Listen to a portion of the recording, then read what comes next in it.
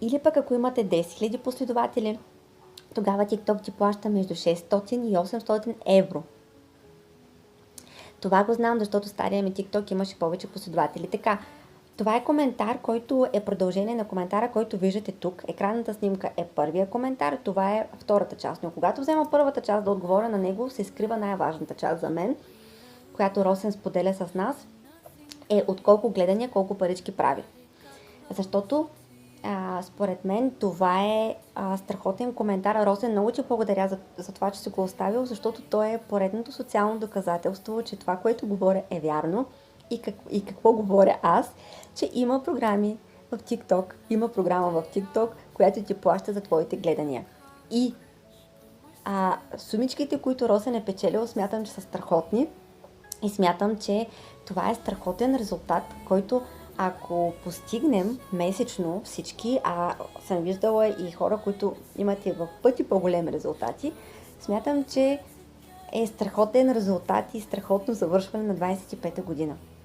Защото аз през цялото време за това говоря, че ако искате да монетизирате вашето съдържание в TikTok, трябва да го правите по правилния начин.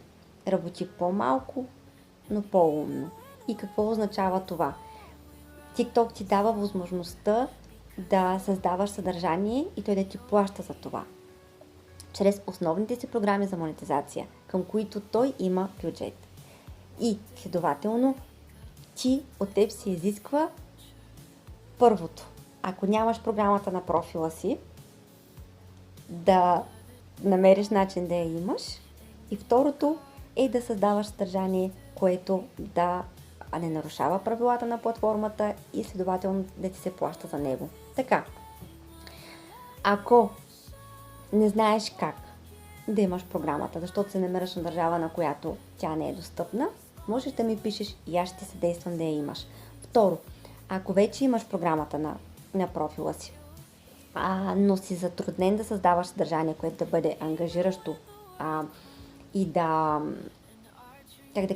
трупаш повече гледания, можеш да гледаш моя профил, да следваш съветите или да ми пишеш налично. И трето, ако имаш програмите, но още не си достигнал 10 000 последователи да се присъединиш към нея, пак те приканвам да гледаш съветите, които давам, или да коментираш това видео и мога да ти съдействам да създаваш видеа, които да се развиват добре, които да създават ангажираност и най-важното, твоята аудитория да харесва и да гледа. Това е много важно.